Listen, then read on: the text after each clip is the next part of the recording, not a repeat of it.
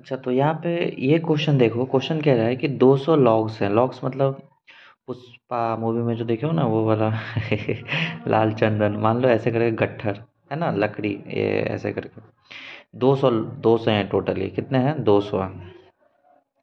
अब इसको रखा गया है कि 20 लॉग सबसे नीचे में होगा, ऐसे करके 20 लॉग सबसे नीचे में होगा, है कि नहीं बेटा? ऐसे करके गट्ठर बना बना के रखा होगा, है ना? 20 लॉग सबसे, उसके बाद फिर इसके ऊपर में 19 होगा, इसके बाद 19 होगा, उसके बाद फिर 18 होगा, 18 होगा, है कि नहीं? ऐसे करके रखा रहता है ना लकड़ी का ढेर, ऐसे करके, तो ये 18 होगा। कोई दिक्कत? In the next to it and so on, in how many rows are the 200 logs are placed? तो कितने रोज लगेंगे, मतलब ये पहला रो हो गया, ये दूसरा हो गया, तीसरा हो गया, तो ऐसे ऐसे करके कितने रो लगेंगे जिसमें ये पूरा रो प्लेस्ड हो जाएगा? And how many logs are in the top row, और टॉप पे जो रहेगा वो कितना लॉग्स रहेगा, ये तुमसे पूछ रहा है। तो बेसिकली टोटल 200 लॉग हैं, तो एस एन तुमको दे दिया है 200। सम ऑफ एन टर्म समझते हो ना? फॉर्मूला याद करा देता हूँ, S N equal to N by two, two A plus N minus one into D. एक और फॉर्मूला होता है एस एन का, एन बाई टू, ये देखो A plus N minus one into D को क्या कह सकते हो तुम?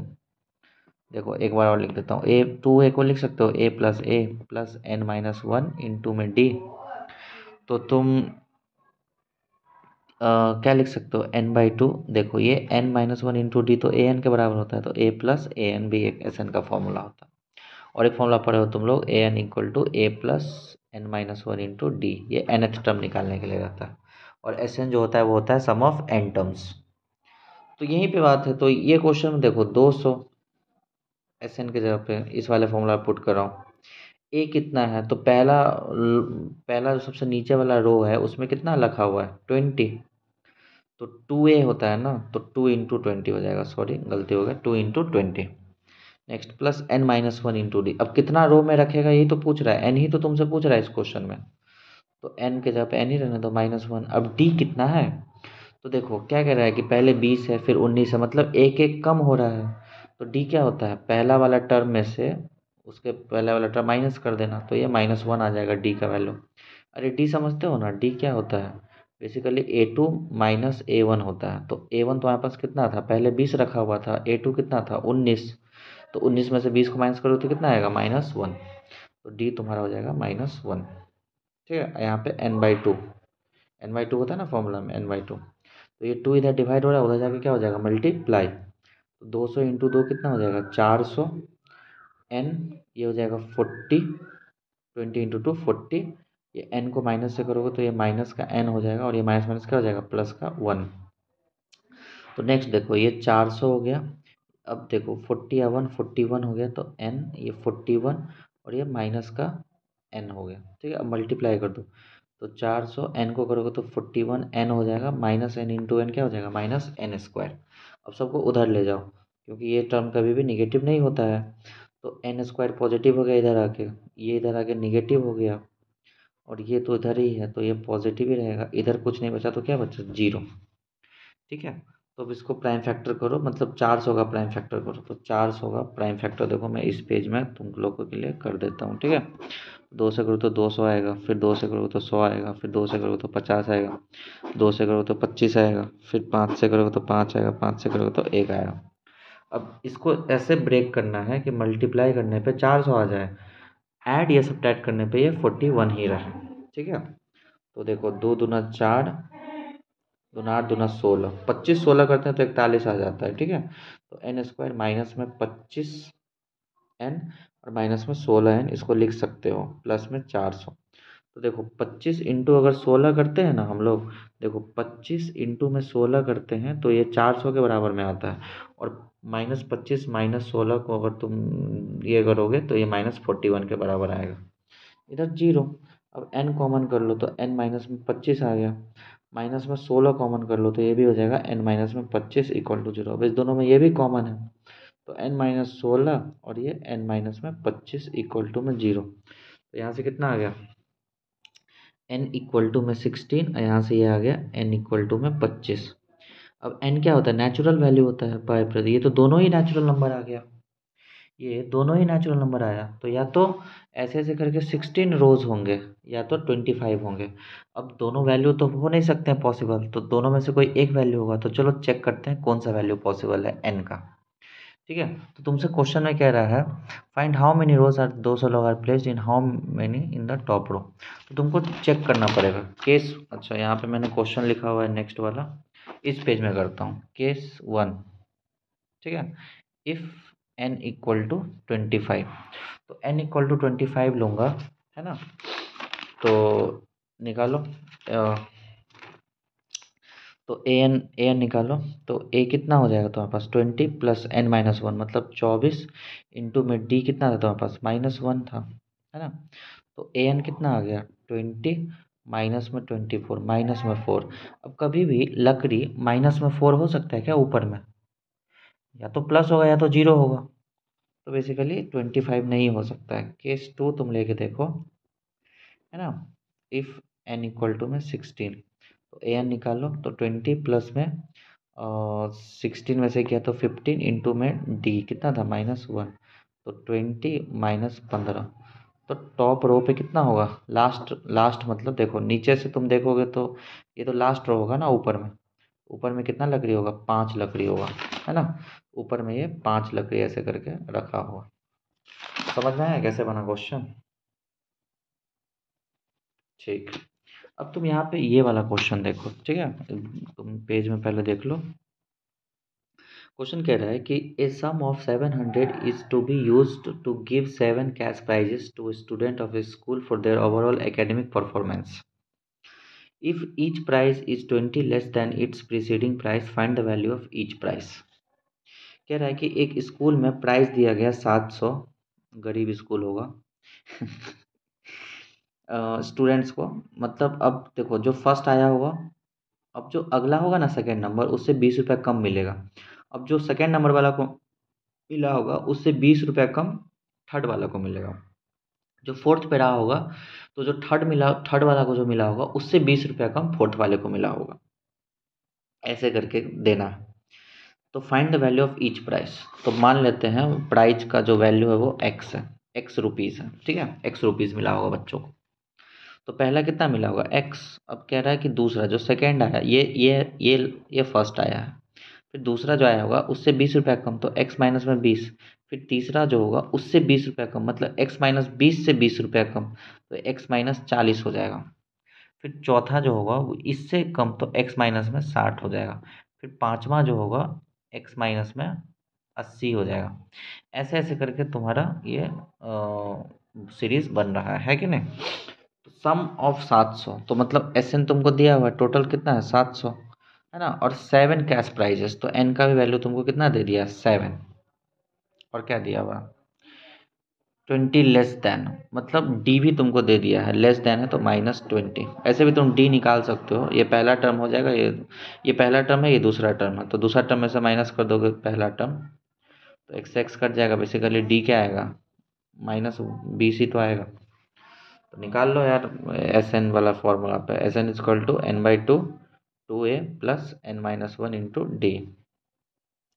तो 700, n कितना था पास 7/2 2a, 2 इंटू ए के जगह पे x लिया पहला प्राइज, प्लस n-1, तो n कितना था हमारे पास 6 हो जाएगा ना। n 7 7 से 1 गया तो 6 इंटू में d मतलब माइनस में 20।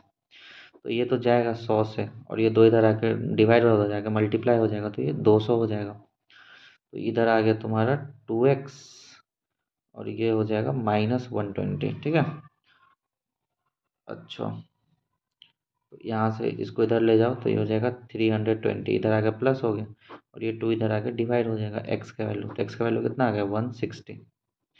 तो पहला प्राइस जो होगा 160 रुपया होगा, फिर दूसरा कितना होगा 140, ऐसे ऐसे करके निकाल लेना। उम्मीद करता हूँ क्वेश्चन काफ़ी ज़्यादा आसान था। इस बार तुम्हारे बोर्ड्स में ये क्वेश्चन 3 मार्क्स में देखने को तुम लोग को मिल सकता है। तो अगर समझ रहे हो तो प्लीज़ चैनल को थोड़ा सा शेयर कर दिया करना, क्योंकि तुम ही लोग के लिए बना रहा हूँ, क्योंकि तुम लोग अंतिम समय में पढ़ लोगे तो पास वास कर जाओगे, है कि नहीं। तो चलो फिर मिलते हैं नेक्स्ट क्वेश्चन। अच्छा नेक्स्ट क्वेश्चन चलो इसी वीडियो में करा देता हूँ, यहीं से देख लो। क्वेश्चन है अपने पास, कह रहा है the sum of the first n term. अच्छा देखो क्वेश्चन क्या कह रहा है, क्वेश्चन देखो क्या कह रहा है। The sum of the first n term of the AP is given s N equal to 2n² plus में 5n। तो एस एन का वैल्यू कितना दिया हुआ है, 2n² प्लस में 5n। Find the nth term, तो nth टर्म तुमसे पूछ रहा है। ठीक है, तो काफ़ी ज़्यादा आसान क्वेश्चन है। देखो इसका क्या तरीका होता है, तो n के जगह पे 1 ले लो, तो 1 ले तो क्या होगा 2, 1 का स्क्वायर प्लस में 5 इंटू में 1, जहाँ जहाँ n है वहाँ वहाँ बस 1 पुट कर दो। तो 2, 1 का स्क्वायर तो 1 ही होता है, 5 ये 5 ही होता है, तो S1 तुम्हारा यहाँ से कितना आ गया 7। अब ऐसे ही S2 निकाल लो, तो S2 निकालोगे तो n के जगह पे 2 पुट करो, तो 2 का स्क्वायर 4, 4 टू से कितना हो जाएगा 8, 5 इंटू में 2, तो 10 और 2 18, तो S2 तुम्हारा कितना आ गया 18 आ गया। अब तुमको पता है जो S2 होता है सम ऑफ टू टर्म किसके बराबर होता है, A1 प्लस में A2। भाई दोनों नंबर को जोड़ोगे तब ना सम ऑफ टू टर्म के बराबर में आएगा। अब जो देखो तुम्हारा जो S1 होता है यही A1 के बराबर में होता है, तो S1 कितना तुम्हारे पास 7 प्लस A2 नहीं पता, S2 अभी निकालो 18, तो यहाँ से A2 आ जाएगा, 18 में से 7 गया तो 11, A2 कितना गया तुम्हारे पास 11, है कि नहीं। तुमसे nth टर्म पूछ रहा था, तो nth टर्म का फॉर्मूला मैं बताया था, क्या होता है a plus N minus one into d. तो a कितना है तुम्हारे पास, देखो S1 A1 के बराबर में होता है, तो a कितना है तुम्हारे पास 7, यही तुम्हारा a हो जाएगा 7 plus N minus one into में d कितना हो जाएगा, तो d निकालने के लिए क्या करना, A2 माइनस A1, तो A2 कितना है तुम्हारे पास 11, A1 कितना है तुम्हारे पास 7, तो d आ जाएगा 11 में से 7 गया तो 4। तो यहाँ से 7 प्लस में 4n माइनस में 4, देखो 7 में से 4 गया तो 3 प्लस में 4n, ये तुम्हारा nth टर्म हो जाएगा। ठीक है, काफ़ी ज़्यादा आसान क्वेश्चन था, क्वेश्चन नंबर 20 था ये। ठीक है ना, ये भी क्वेश्चन तुमको देखने को 3 मार्क्स में मिल सकता है। ये सारा क्वेश्चन जो है AP का है, अर्थमेटिक प्रोग्रेशन। तो क्या करना था, जहाँ जहाँ n था ना वहाँ वहाँ 1 पुट कर देना, तो S1 निकल जाएगा। फिर जहाँ जहाँ n था वहाँ वहाँ 2 पुट कर देना, तो S2 निकल जाएगा। अब S2 क्या होता है A1 प्लस A2, A1 ही S1 के बराबर होता है, तो 7 S2 तुम निकाल लियो 18, तो A2 आ गया। अब D तुम निकाल लोगे A2 माइनस A1, तो 11 माइनस 7 4 आ जाएगा। अब nth टर्म पूछ रहा है, जो जो वैल्यू पुट कर दो, तो यही तुम्हारा आंसर हो जाएगा। ठीक है, तो फिर बढ़ते हैं लास्ट क्वेश्चन पे इस पेज का। फिर मेरे पास ऐसा ढेर सारा गेस्ट क्वेश्चन है जो कि मैं बनाया हूँ गेस्ट क्वेश्चन तुम लोगों के लिए, और अगर इतना ही गेस्ट क्वेश्चन तुम लोग कर लेते हो एग्जाम में तो मैं गारंटी देता हूँ 50 नंबर तुम लोगों का फिक्स है। 50 से 70 नंबर के बीच में मैं गारंटी लेता हूँ। तो तुम देखो नेक्स्ट क्वेश्चन देखो 20 का और। ठीक है, 20 का और में देखो क्या कह रहा है कि if the sum of the first 7 term of the AP is 49, तो S7 का वैल्यू तुमको दे दिया है, कितना दे दिया है 49, and that of the 17 term is इतना, तो 17 टर्म मतलब S17 का वैल्यू तुमको दे दिया है 289, दे दिया ना। Find the sum of n term, Sn तुमसे पूछ रहा है। तो देखो यहाँ से बेसिकली Sn पूछ रहा है, तो क्या कर सकते हैं हम लोग, find the sum of first n terms. तो देखो कैसे होगा, S7 का मतलब क्या हो जाएगा, S7 इक्वल टू अच्छा, तो S7 मतलब 49 इक्वल टू क्या होगा 7 अपॉन में 2, 2a प्लस 7 माइनस 1 मतलब n-1, तो 7 माइनस 1 कितना होगा 6 इंटू में d नहीं पता, इसका वैल्यू 49 दिया है कि नहीं। फिर S17 कैसे लिखोगे, 289 इक्वल टू 17/2 2 इंटू में a प्लस में 17 माइनस 1 16 इंटू में d।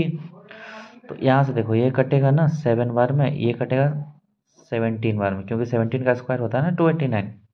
अब ये उधर जाके मल्टीप्लाई हो जाएगा, उधर जाके ये मल्टीप्लाई हो जाएगा, तो यहाँ से इक्वेशन बना 2a प्लस में 6d, सॉरी 16 लिख दिया सॉरी, 2a प्लस में 6d इक्वल टू में 2 उधर जाके ये हो गया, तो 7 टू जा 14, और ये कितना होगा 2a प्लस में 16d 34।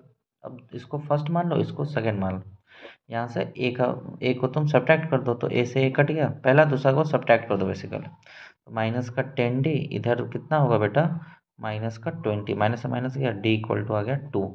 अब किसी में भी पुट कर दो, मान लो ए में मैंने पुट कर दिया, तो 2a प्लस में सेम ये हो जाएगा 12 इक्वल टू में 14, तो 2a ये उधर जाएगा माइनस हो जाएगा तो 2, तो A equal to 2/2, A equal to कितना आ गया बेटा 1 आ गया। तो ए का वैल्यू कितना आ गया आपके पास 1 आ गया। तो ए आ गया, डी आ गया। एस एन पूछ रहा था ना आपसे, तो एस एन इक्वल टू क्या होता है n/2 2 multiply by A plus n-1 into में डी। तो यहाँ से क्या होगा n/2 2 प्लस में 2n माइनस में 2, तो ये कट जाएगा। अच्छा, तो यहाँ से क्या आ गया n/2 मल्टीप्लाई बाई 2n, 2 से 2 कट जाएगा n²। एस एन का वैल्यू कितना आ गया n² आ गया। उम्मीद करता हूँ आपको ये क्वेश्चन समझ में आया होगा, काफ़ी ज़्यादा आसान क्वेश्चन था। सम ऑफ द 7 टर्म दिया हुआ था, सम ऑफ द 17 टर्म दिया हुआ था, एस एन पूछ रहा था। तो लगा दिए formula s N equal to n/2 2a plus n-1 into d, s N equal to n/2 2n-1 into d. दो इक्वेशन बना, दोनों इक्वेशन को सॉल्व कर दिया तो डी का वैल्यू आ गया। अब डी का वैल्यू कोई भी एक इक्वेशन में पुट करा तो ए का वैल्यू आ गया। अब एस एन के जगह पे ए के जगह पे ए का वैल्यू, डी के जगह पे डी का वैल्यू सॉल्व किया तो आ गया n²। उम्मीद करता हूँ ये हम लोगों ने अभी अभी कंप्लीट कर दिया है कि नहीं। अब नेक्स्ट वीडियो में मिलूँगा नेक्स्ट गेस क्वेश्चन के साथ। Thank you.